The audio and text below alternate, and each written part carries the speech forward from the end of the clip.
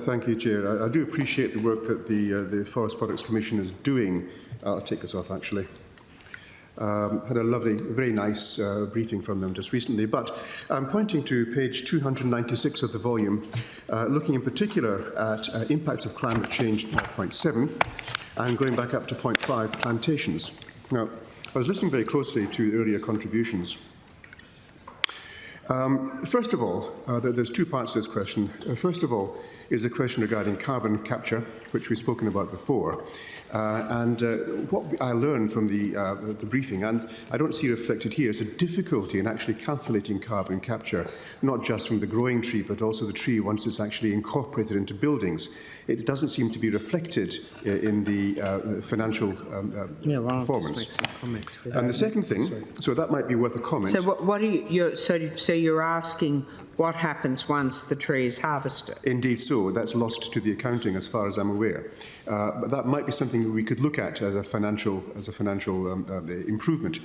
The second thing is, and this is like a broken record, Minister, you'll forgive me, I'm sure, when we're looking at hemp, which can, and I know it's being studied, I know it's actually on the horizon, but as it's growing 4 times faster than trees, a lot faster than trees, as it captures about 22 tonnes of carbon per hectare, as it's associated with being able to improve the topsoil and improve, in fact, the flow of rivers once you plant that in a sustainable environment, that we wouldn't be better off looking more closely at hemp in the future rather than relying on trees for building, because we do know that hemp itself can be very useful in the building industry as a wood substitute, apart from hempcrete, of course. Would these not be valuable things to look at in the Forest Products Commission? Minister. Well, look, you know, there's certainly a question of, given current techniques, there is clearly a big need for timber in construction.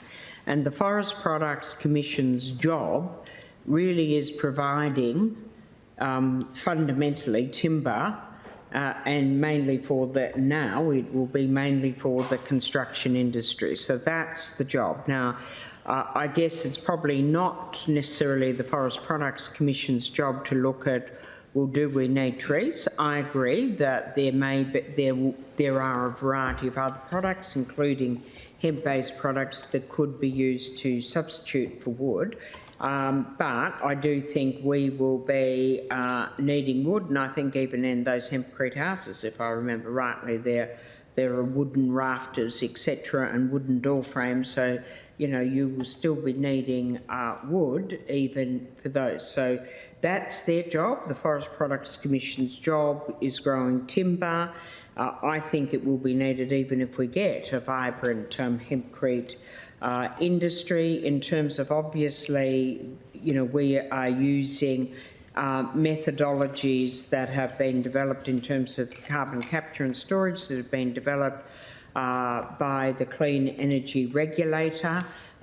These methodologies are not some of those that have been questioned recently. I don't think there is any controversy about the carbon accumulation mechanism that is being used. But Andy, did you want to add to that? Yes, thank you.